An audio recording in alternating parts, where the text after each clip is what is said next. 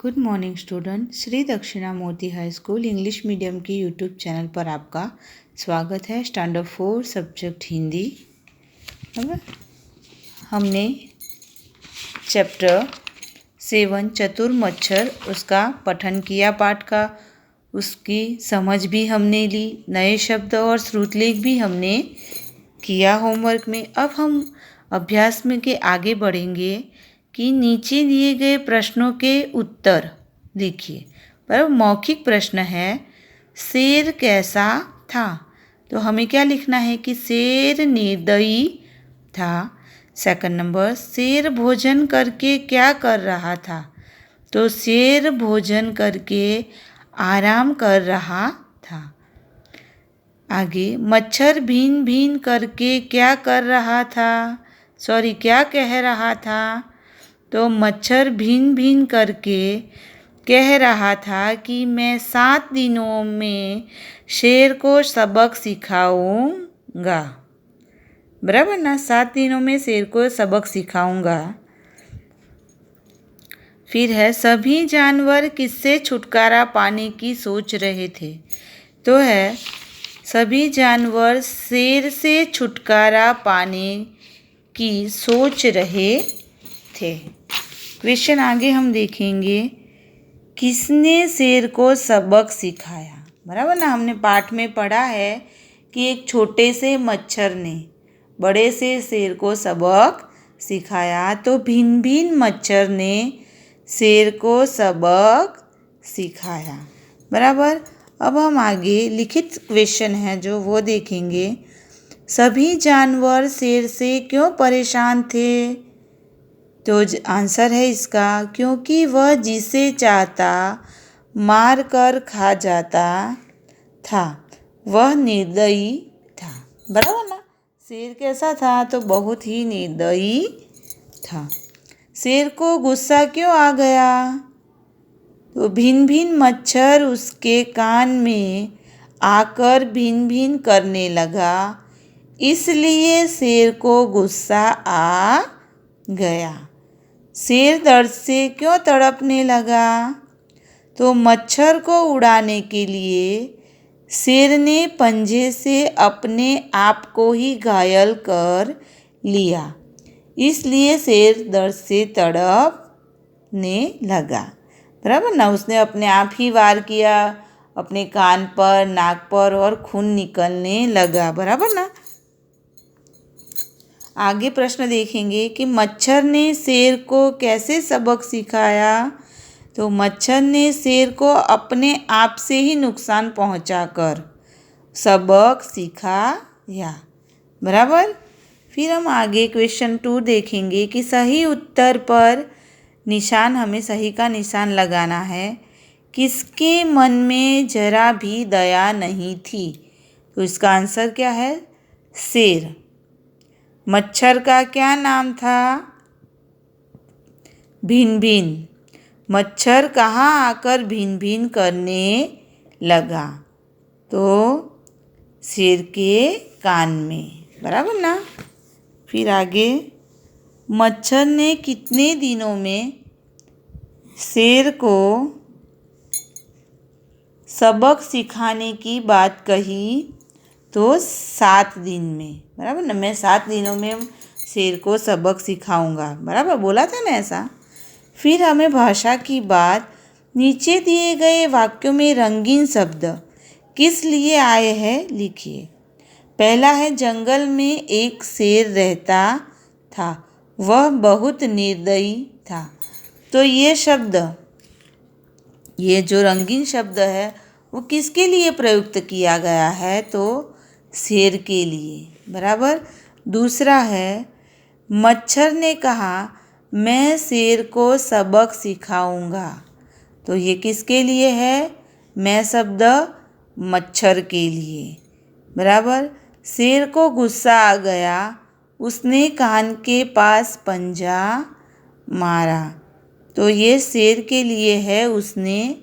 फिर दादाजी खड़े थे, उन्हें सैर करने जाना था। तो ये शब्द दादाजी के लिए। बराबर। और अंशिका ने कहा मुझे पढ़ना अच्छा लगता है। तो ये अंशिका के लिए बराबर ना शब्द प्रयुक्त हुआ है। अब हम यहाँ देखेंगे कि वह, मैं, उसने, उन्हें, मुझे, ये शब्द क्या बोले जाते हैं? तो जो शब्द संज्ञा की जगह आते हैं उन्हें सर्वनाम कहते हैं। बराबर ना। संज्ञा, संज्ञा यानी क्या? नाम। बराबर, ये संज्ञा है।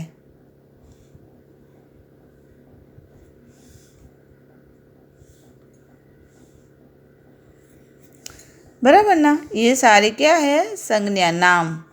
नाम के बदले जो शब्द आता है। अब हम ये शब्द, ये वाक्य पढ़ेंगे कि जंगल में एक शेर रहता था। शेर बहुत निर्दयी था। शेर सबको मारकर खा जाता था। शेर को गुस्सा आया। बराबर। तो बार बार जो शेर शब्द है उसका प्रयोग ना करके हम क्या कहेंगे कि वह बहुत निर्दयी था। बराबर ना। मैं, उसने, उन्हें, मुझे, ये जो शब्द है वो सर्वनाम कहे जाते हैं। क्योंकि बार बार अगर संज्ञा का जो प्रयोग होगा तो उससे हमें क्या होगा? एक प्रकार से हम उबना शुरू हो जाएंगे। बराबर ना। तो सर्वनाम की संज्ञा की जगह सर्वनाम का प्रयोग होता है। अब आगे हम देखेंगे, सही शब्द चुनकर वाक्य पूरे कीजिए। मच्छर फुर्ती से उड़ गया। नानी ने कहानी सुनाई। बराबर ना। सांप अपनी बिल में घुस गया। शेर को बड़ी मुश्किल से नींद आई थी। मछली पानी में तैर रही थी। बराबर। अब हम नीचे गए शब्दों को सही जगह पर लिखिए। बराबर ना। सही जगह पर जो र है, जैसे जानवर, र, सिर्फ र वाला शब्द है वो हमें लिखना है कि अगर। बराबर। फिर निर्दयी, ये रकार वाले जो शब्द आएंगे वो हमें यहाँ लिखना है। तो दर्द। बराबर। निर्दयी शब्द और दर्द। फिर है हमें यहाँ पे सिंबल देखना है। तो प्रसन्न और प्रणाम। फिर है ट्र। बराबर। र का ये ऐसा शब्द, राष्ट्र और मेट्रो। बराबर ना। तो हमने ये भी कर लिया। अब हम आगे देखेंगे कि नीचे दिए गए शब्दों को वाक्य प्रयोग कीजिए शब्दों का। बराबर। सात और साथ। साथ यानी वहाँ 7 आदमी खड़े थे। बराबर। हम साथ ही घूमने गए। बराबर ना। इसी प्रकार आपको ये शब्द लिखने हैं। फिर लोमड़ी, शेर, हाथी, लोमड़ी, गाय जानवर कहलाते हैं। नीचे दिए गए चित्रों को आप क्या कहेंगे? तो इसे पक्षी, ये है फल, ये है सब्जी और ये है फूल। बराबर। फिर समान अर्थ वाले शब्द है, ये आपको हम ये देखेंगे कि जानवर, जानवर यानी पशु, मुश्किल यानी कठिन, कठिनाई। बराबर। फिर गुस्सा तो क्रोध, क्षमा तो माफ़ी और परेशान तो तंग। बराबर ना। तो हमने ये शब्द अभी देखे,